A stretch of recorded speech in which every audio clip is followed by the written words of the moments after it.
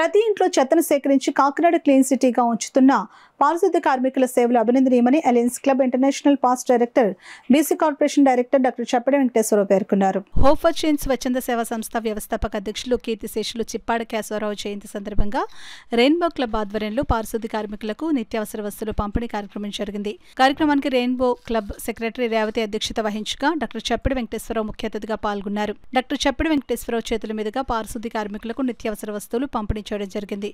ఈ సందర్భంగా డాక్టర్ చప్పడి వెంకటేశ్వరరావు మాట్లాడుతూ, రెయిన్బో క్లబ్ సభ్యులు ఎక్కడ ఎవరికి అవసరం ఉన్నా తమ వంతు సహాయం అందిస్తూ ముందుకు సాగుతున్నారని, పేద ప్రజలకు అండగా ఉంటూ మరెంతో మందికి ఇలాంటి సేవలు అందిస్తూ మంచి పేరుతో ముందుకు సాగాలని కోరారు. ఈ కార్యక్రమంలో డాక్టర్ చప్పడి వెంకటేశ్వరరావు, లక్ష్మీ నాగేంద్ర, వెంకటేశ్వరరావు, రేవతి, మణి, పవన్, వేణుమాధవి, ఉమాదేవి, శ్రీనివాస్, లోహిత, డియాన్ష్, షణ్ముఖ్, జోష్మిత తదితరులు పాల్గొన్నారు. నిత్యావసర వస్తువులు పంపిణీ చేయడం జరిగింది.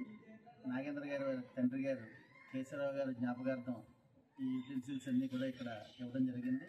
ఎందుకంటే పేదల సేవలో ఉన్న తృప్తి ఇంకెప్పుడు ఉండదు అని చెప్పేసి నేను అనుకుంటున్నాను. కారణం ఏంటంటే ఈరోజు చంద్రబాబు నాయుడు గారు P4 కార్యక్రమం పెట్టారు. అంటే డబ్బున్న వాళ్ళు ప్రతి వాళ్ళు ఎవరో ఒకరిని దత్తత తీసుకోండి అనే నినాదంతో ముందుకెళ్తున్నారు. అది చాలా ఆచరణయోగ్యం. ఎందుకంటే ఇంతకుముందు ఎప్పుడో మహేష్ బాబు శ్రీమంతుడి సినిమాలో అది చూపించాడు. ఈవేళ రాష్ట్ర వ్యాప్తంగా దాన్ని అమలు చేస్తున్నారు.